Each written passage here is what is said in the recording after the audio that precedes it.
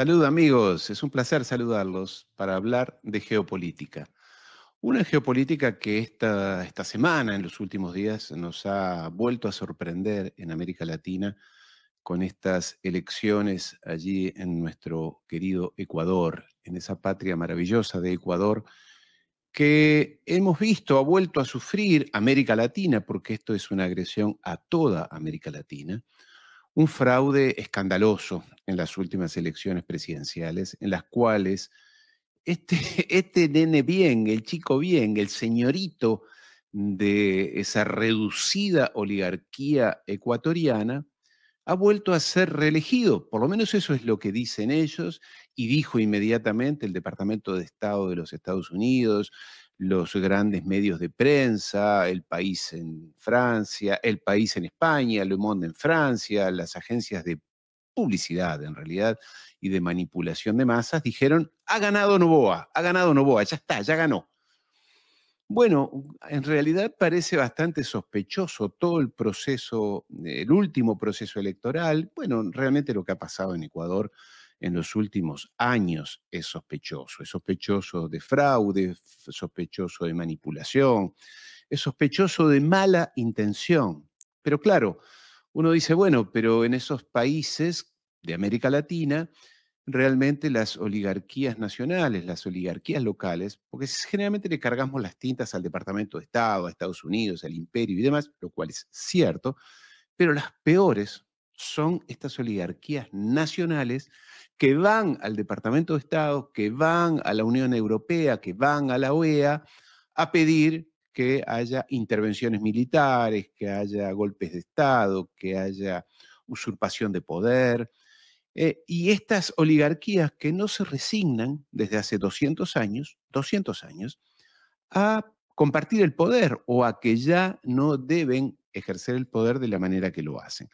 En el caso de Daniel Noboa, Danielito, el señorito de allí del Ecuador, casado con una muy bella esposa, y con una bella familia, todo correcto, todo impecable.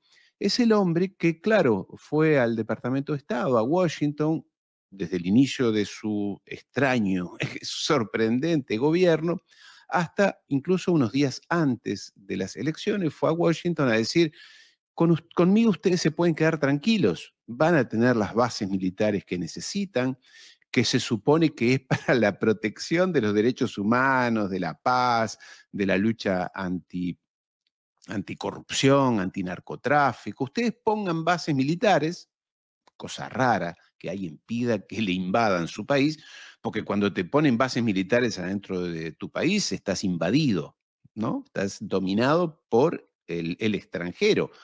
Cuando en América Latina, los patriotas de América Latina, no lo sé, Bolívar, Artigas, San Martín, han peleado justamente para que los imperialismos se vayan de América Latina. Y estos cipayos, señoritos patria, van a Washington a pedir que vuelvan las bases o que se instalen bases en América Latina. Una cosa rarísima, una cosa rarísima. Claro, tú me dirás, bueno, pero los europeos hacen lo mismo. La cuarta flota o quinta flota, no recuerdo, de los Estados Unidos, está instalada, radicada desde hace 80 años en Nápoles. Nápoles, el lindo puerto de Nápoles, donde se come una pizza maravillosa, tiene la flota de los Estados Unidos que controla todo el Atlántico Norte y el Mediterráneo, y el canal de Suez también.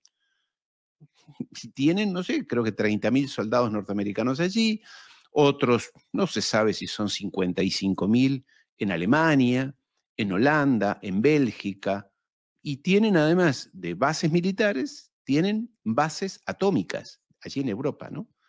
Entonces, yo no entiendo por qué nos hablan de democracia, de derechos humanos, de libertad, de soberanía. Uno lo escucha a Macron hablando de soberanía y dice, pero ¿cómo soberanía si Europa está repleta de bases militares extranjeras, soldados extranjeros y que encima tienen bombas atómicas? Bueno, eso es lo que Danielito, allí en Ecuador, les prometió a los gringos, y claro, imagínate, para ellos es maravilloso tener un presidente que te dice, puedes poner bases militares aquí, que en realidad son bases militares desde ya, que sí, con soldados y demás, pero son bases de espionaje, de control satelital, de control de las poblaciones, en fin, de todo lo que hace a la guerra cibernética. Bueno, claro, me dirás, lo mismo ha hecho Milei con la base en Ushuaia, siendo que los Estados Unidos, en el momento de la guerra de Malvinas, apoyó con inteligencia satelital y fotografías y inteligencia en tierra a los ingleses, con quienes Argentina estaba en guerra durante las Malvinas. Los ingleses, lo dijo Margaret Thatcher, esto no es un invento mío, lo agradeció Margaret Thatcher, agradeció que Estados Unidos le hubiera dado tanta inteligencia cibernética durante la Guerra de las Malvinas. Ella dijo, no podríamos haber ganado sin ese apoyo tecnológico.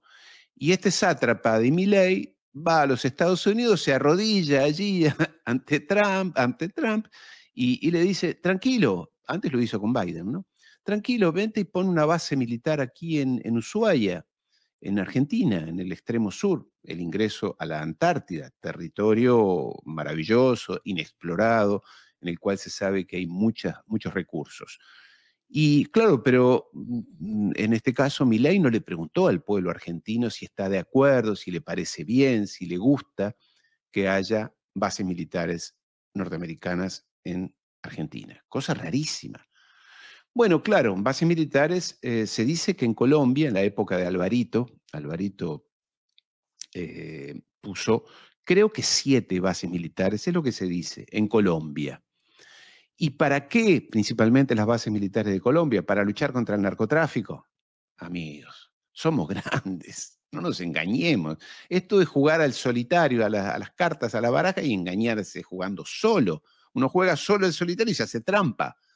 Alvarito, Uribe, ya sabemos que las bases militares las pusiste para controlar a tu población y para controlar sobre todo a Venezuela, que era el país que te molestaba porque tiene un sistema de gobierno más democrático que el tuyo, más popular, y esos son términos que a las oligarquías latinoamericanas las enloquece, las crispa.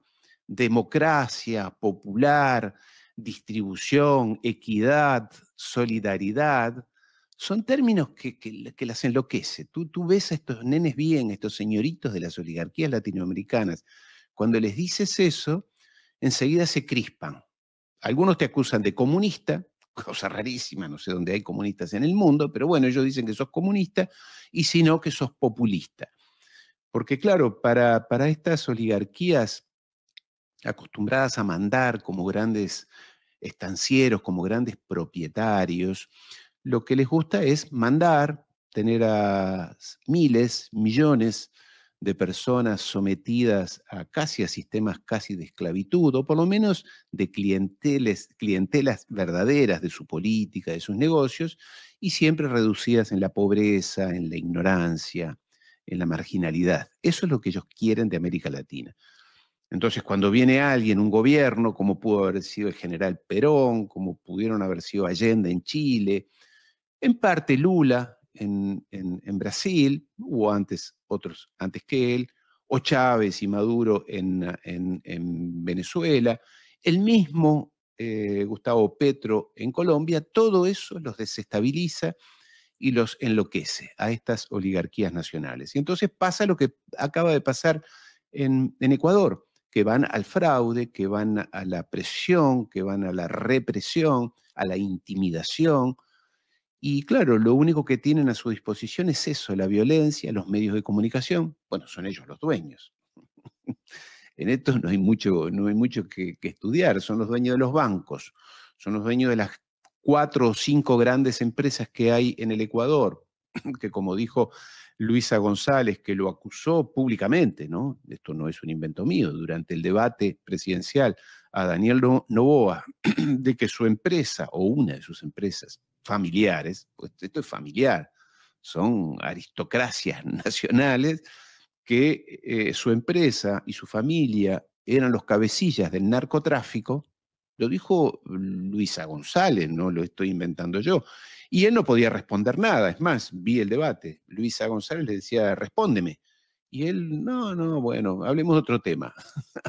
y ya sabemos que son esas las familias responsables de los tráficos de todo tipo, no solamente de drogas, de personas, de contrabandos, porque estas oligarquías nuestras, muy nuestras, nacieron del delito, allá hace 200 años, en la época de la colonia, engañando al imperio español, haciendo trampas, aliándose con el enemigo, que eran los ingleses, y nacieron del delito, del tráfico, de la violencia, la esclavitud de sus propios compatriotas. Y desde entonces lo llevan en su genética, lo llevan en sus venas. Es siempre estar en el delito, en la marginalidad, en la corrupción, en la violencia. Por eso están siempre asociados a grupos extremistas que cuando no pueden gobernar por las buenas van por las malas. Y en este caso, Danielito Noboa, eh, se ha orientado, se ha inclinado por la metodología de siempre, que es la corrupción, que es el fraude. Bueno, yo no sé con qué dimensión, obviamente no puedo dimensionar cómo es ese fraude en números. He visto que Luisa González y su equipo de campaña lo han denunciado. Bueno, la misma OEA, cosa rara. La misma OEA ha dejado entender que estas elecciones están teñidas de algún grado de confusión. Pero lo que a mí me llama la atención, y no soy el primero que lo dice, es que mientras en el caso de Venezuela, cuando se dieron las elecciones presidenciales y de los 9 candidatos de la oposición a Maduro, 8 de los 9, 8 reconocieron la victoria de Nicolás Maduro en las elecciones y una, esta mujer es increíble, una se opuso, dijo que no, que era, bueno, una y uno, porque el mundo también, dijeron que no reconocían el resultado de las elecciones, que iban a poner en una web. Bueno, es como que yo, Ariel Umpierres, ponga en mi web que ganó quién y que con eso basta para que se reconozca lo que yo diga, no las autoridades legítimas, auditadas, supervisadas, controladas, no solamente dentro de Venezuela, sino por observadores extranjeros, por las Naciones Unidas, por organismos internacionales que participaron y que dijeron, no, acá aparentemente hay transparencia, las elecciones fueron legítimas en el caso de Venezuela, y ganó el que ganó, en este caso Maduro. Bueno, esta señora dijo afuera que no, y salió Edmundo y salieron todos a decir que no, que hemos ganado nosotros, ganamos nosotros. Bueno, parece que no. En cambio, en ese caso, el diario El País, Le Monde en Francia, todas las agencias de prensa del mundo dijeron, no ha ganado Maduro, esto es sospechoso, elecciones fraudulentas, que presente las actas. Famoso tema de las actas, el himno. Creo que habría que hacer una canción así bien popular a las actas, que presenten las actas, pues ya no saben más qué decir. Y entonces ahí se armó todo un debate, una batalla en los medios de comunicación, los analistas internacionales, sobre todo europeos, algunos latinoamericanos también, sí, sí, claro que sí, diciendo que todo esto era un fraude. Acá el amigo Boric, en Chile, salió a decir que era fraude. En el caso de Ecuador dijo, no, ganó Noboa. Pero Gabriel, no eras de izquierda tú. No, hay una cosa que a mí me llama la atención. No eras de izquierda y no ganaste por ser de izquierda. Resulta ser que tus amigos y te metes en la cama con los muchachos del golpe de Estado. Cosas raras. Pero en fin, a ellos, a Venezuela, le han pedido las actas histéricamente. En el caso de Ecuador, no, bueno, acá no hacen falta actas porque si Danielito dice que ganó las elecciones, que Noboa ganó las elecciones, entonces no hay más nada que discutir y hay que aceptar el resultado de las urnas auténtico. La información que uno tiene varias personas y varios grupos es que realmente las elecciones y el resultado y la manipulación de los resultados fue muy oscuro por parte del gobierno de Ecuador. Uno no puede saber, no puedo ser, en mi caso, unánime, imparcial y decir que es todo fraudulento. Pero hay muchas sospechas y yo en mi fuero íntimo estoy convencido que esta gente hizo fraude. Estoy convencido que ha sido una violación, una violentación de la voluntad popular del hermano pueblo de Ecuador. En todo caso, como vimos, comparando el caso de Ecuador y el de Venezuela, no se miden todos los resultados ni todos los procesos en América Latina con la misma vara. Algunos les gustan más al Departamento de Estado, allí salió Trump a decir que Noboa va a ser un gran presidente, y bueno, sí, va a ser tuyo, va a ser tuyo. Y peor aún, porque lo que hay que ver en el caso de las oligarquías es que los compran por poco o se venden por poco. No es que se venden por mucho. Dice, bueno, le entregué Ecuador por algo grande. No, a veces porque los reciban en la Casa Blanca y les hagan una cena de más o menos un agasajo. Por poco, porque se sienten entonces que les hablan en inglés. Es como Bukele, que verlo allí, el hijo de un revolucionario salvadoreño, de una familia, no sé si palestina, de origen palestino o de la región, del Líbano, eh, hablando con ese sentido tan lambebotas. Bueno, está bien, son socios, El Salvador está cerca de allí de los Estados Unidos y hay que mantener el decoro, está bien, la diplomacia, pero no arrodillarse, no arrodillarse. Faltó que se le subiera a las rodillas a Trump y le diera un beso con esto de los deportados allí a El Salvador en condiciones tan abominables. Un latinoamericano hacer eso. Hay cosas que sobrepasan el análisis político, ideológico, que van no lo sé, a cierto recato y dignidad, a cierta prolijidad en la dignidad. Hay cosas que no se hacen, y no se hacen de determinada manera, ir ahí a lamberles las botas, a decirle que a los Estados Unidos que les manden todos los delincuentes que ellos juzguen necesarios, que los vamos a recibir. ¿Se entiende? Como aquellos que recibían los desechos industriales, los desechos eh, que no querían en otros países, desechos nucleares que se venían a enterrar aquí o se tiraban en los mares nuestros. Me parece una indignidad que esto se haga en América Latina. No es digno del coraje de nuestros pueblos. Entonces, allí lo vemos a Daniel Noboa, que ahora empieza un mandato que, bueno, a él no le importa si es un mandato débil, si tiene o no legitimidad. Bueno, es como esta señora del Perú, Dilma Boluarte, a la cual el inefable, y cambio de tema, Vargas Llosa, aquel lambebotas de Vargas Llosa, que le dijo que era una gran gobernante. Estas oligarquías ya no tienen ningún recato, ningún reparo en pasar el límite de la dignidad y de cierta lógica humana, en decir barbaridades. ¿Cómo le va a decir a Dina Boluarte que tiene un gran gobierno, que está haciendo bien las cosas, cuando le dieron un golpe de Estado al presidente Castillo? Claro, Castillo era un pobre profesor, ¿no? Alguien que no tenía por qué haber llegado allí. Una aberración que él haya ganado las elecciones porque así lo quisieron los peruanos. No, gobierna la élite. Muchachos, pongámonos de acuerdo. En América Latina gobierna la oligarquía. ¿Qué tienen que hacer los negros, los chulos, todos estos marginados, pobres, algunos de origen inclusive indígena? No, eso no está bien. Ese no es el orden natural de las cosas en América Latina.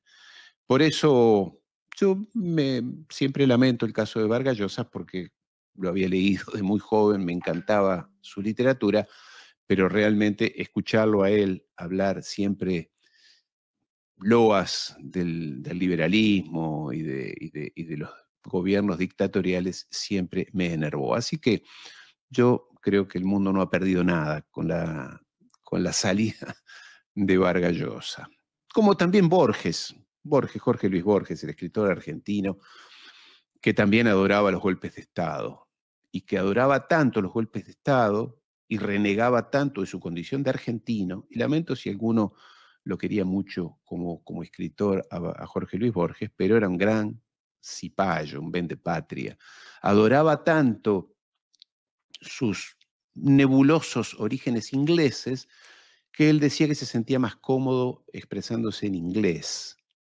Bueno, por eso no le dieron no le dieron el premio Nobel de literatura, porque era tan extremadamente cipayo y entreguista que no se lo podían dar. Y es tan tremendo este hombre que tan antiargentino, Jorge Luis Borges, y antipopular, que se hizo enterrar en Suiza. Es argentino, le debió todo a la Argentina, estudió en la Argentina, pero se hizo enterrar en Suiza. Bueno, este Vargas Llosa es más o menos parecido, no sé dónde se habrá hecho enterrar. En todo caso, lo que sí sorprende es que este muchacho, Eric Prince, el dueño de la empresa, dicen que es una empresa de seguridad, no es una empresa de seguridad, es un grupo de mercenarios.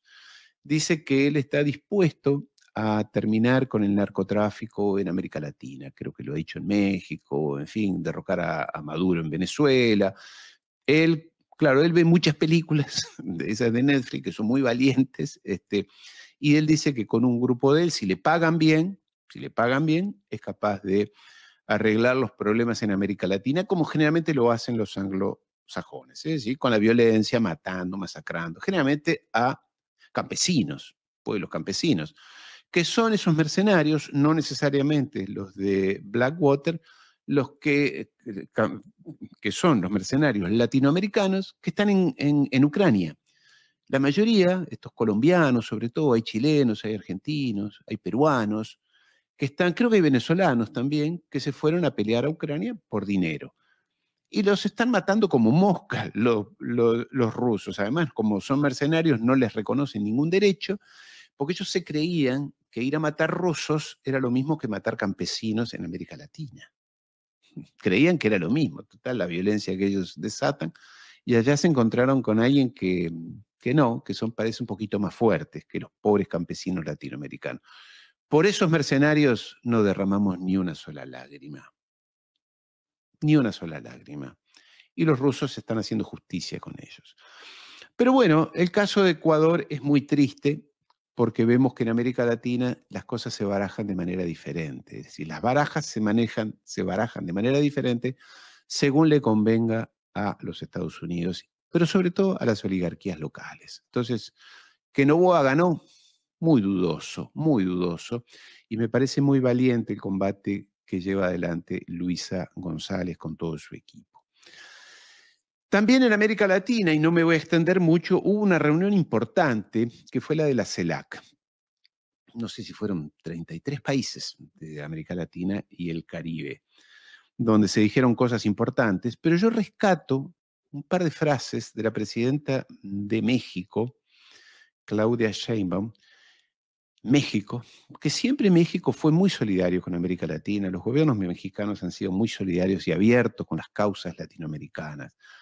La famosa doctrina Estrada, esa que México siempre respetó, salvo en algunos tristes momentos, esa doctrina Estrada que decía, somos realmente neutrales y más bien solidarios con América Latina.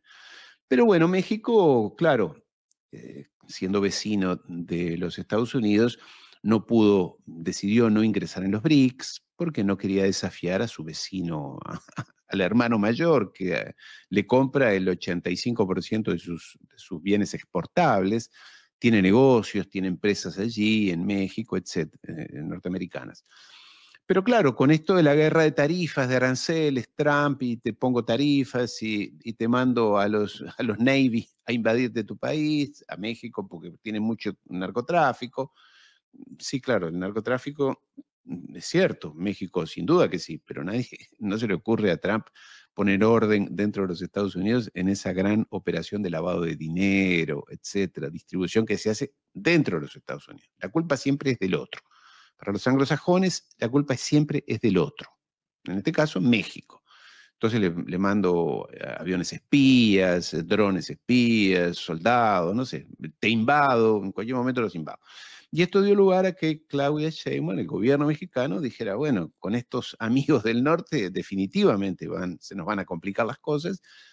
Y en la reunión de CELAC, Claudia Sheinbaum empezara desarrollara 2 o 3 frases muy importantes. Tenemos que unirnos, si no estamos juntos, los de afuera nos comen. En fin, las frases que muchos han dicho a lo largo de décadas, pero que México elegantemente siempre esquivaba. En cambio, México ahora le está viendo la cara muy de cerca al demonio, muy de cerca. Y entonces México está sintiendo que tiene que unirse, mirar más hacia el sur, mirar más hacia América Latina y realmente buscar y alentar, sobre todo en el caso de México, un gran país, una gran potencia, tiene una importancia relevante que México hable de esto y esté dispuesto a jugar en América Latina, porque su destino no está necesariamente o definitivamente atado a los Estados Unidos. Se sabe que ser amigo de los Estados Unidos es peligroso, pero asociar o atar tu destino a los Estados Unidos puede hacerte fatal. Eso lo dijo Kissinger en algún momento. Algo sabía de esto. Entonces festejamos, nos alegra que en la CELAC se esté vislumbrando un cambio sutil, pero un cambio de orientación. Lo que no cambia es Estados Unidos, que dijo Trump que Latinoamérica tendrá que elegir entre Estados Unidos y China. Perdón, ¿y quién es usted para decir América Latina? No sé, 400 millones de habitantes, no recuerdo cuántos somos, a quienes tenemos que elegir como socios, con los cuales interactuar. Lo dijo claramente, o Estados Unidos o China. Todavía no dijo la frase que ya sabemos. Si eligen China, como dijo en algún momento la generala del Comando Sur de los Estados Unidos, dijo China es un peligro y tenemos que hacer todo lo necesario, peligrosa esa frase, para que América Latina no caiga en las garras de China. Bueno, claro, lo que pasa es que China trae inversiones, desarrolla infraestructura, no porque sean buenos, los chinos no son buenos, les interesa, hacen negocios, mientras que ustedes no traen nada y encima nos mandan bases militares a Ecuador, a, a Perú, a Colombia, en fin, a Argentina. Bueno, más que bases militares necesitaríamos, o nos vendría bien, yo creo que con que nos dejaran tranquilos, desarrollaríamos perfectamente América Latina. Te diría que hasta ni necesitamos que nos ayuden, porque la ayuda de Estados Unidos es USAID, ¿no? La agencia esa de la CIA y de operaciones encubiertas. O sea, no nos ayuden. ¿Quieren hacernos un favor? No nos ayuden. Y es más, tendrán en América Latina un socio confiable. Pasa que ustedes corrompen los sistemas electorales, corrompen la vida civil, la vida social, la vida parlamentaria, la vida económica, destruyen todo. Entonces, claro, en este descalabro, América Latina es malo para los ciudadanos de América Latina y es malo para ustedes también, porque yo creo que sería mucho mejor si en México, si en Colombia, si en Ecuador, que ha dejado de ser un país de tránsito de drogas para convertirse en un verdadero flagelo para toda la región, si nos dejaran tranquilos, seríamos países más desarrollados. La democracia funcionaría. No hay razones para que esto no ocurra en América Latina. Déjenlos tranquilos. Este es el mensaje que hay que darles a esta gente. Entonces, claro, cuando uno escucha al secretario de Defensa de los Estados Unidos, que fue a Panamá, país que ellos invadieron. Está bien, Noboa no era un buen chico, Noboa, pero bueno, era, como dijeron de Somoza, era el hijo de puta de ustedes, como dijeron. Somoza es un hijo de puta, el nicaragüense, ¿te acuerdas? Somoza es un hijo de puta. Bueno, pero es nuestro hijo de puta. En el caso de este muchacho allí en Panamá, era también el hijo de puta de ellos. Está bien, pero eso no justificaba un golpe de Estado, ¿no? Podrían haberlo resuelto de otra manera. Bueno, allí fue ahora el secretario de Defensa a decir que necesita que el canal sea de ellos. Y el presidente de Panamá le dijo, no, bueno, el canal es nuestro. Está muy bien, pero el canal es nuestro.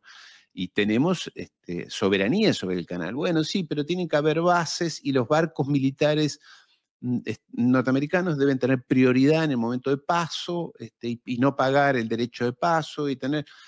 Y bueno, todo fue muy confuso. El presidente de Panamá al final dijo la declaración final que salió no es la correcta, no se habla de soberanía de Panamá, ustedes hicieron una declaración incorrecta. Una cosa rarísima, un debate rarísimo, porque se supone que no se puede adulterar, se puede adulterar una elección en Ecuador, pero no se puede, no se debería poder adulterar una declaración conjunta en la que se habla de un país amigo, en este caso Panamá.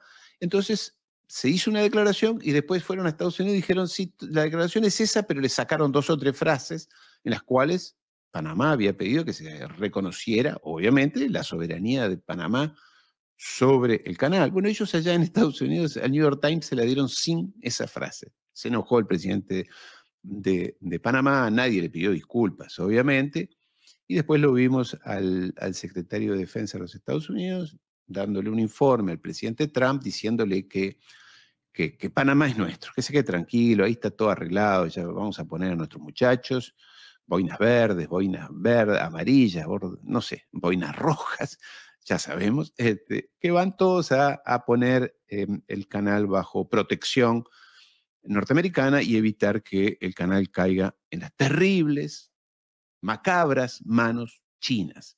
Porque los chinos lo que quieren es hacer negocios, comercializar. No quieren darle un golpe de Estado al presidente de Panamá ni al presidente del Perú, ni siquiera a Dina Boluarte. Le hicieron el puerto ese allí tan importante, el más importante de América Latina. Pero los chinos no fueron a decirle a Dina Boluarte, vaya a ser el gobierno, quiero otro gobierno. No, dijeron, ¿quién es el presidente? Dina Boluarte. Ni preguntaron si es legítima, si no es legítima, si es una autoritaria, te diría que casi que criminal, así lo dicen muchos en el Perú. No le preguntaron eso, quieren hacer negocios. Pero eso, claro, como hacen negocios y le ganan en el negocio a los Estados Unidos, entonces China pasa a ser un imperialista. En fin, muchos temas, queridos amigos, en América Latina han pasado en estos días, pero realmente lo de Ecuador ha sido una vergüenza para todo el pueblo latinoamericano y por eso esto de esta doble vara de que juzgo a Ecuador de una forma y a Venezuela de otra es realmente el colmo de la vergüenza, el colmo de la desvergüenza que mueve a las oligarquías latinoamericanas. Así que ha sido un placer y los saludo.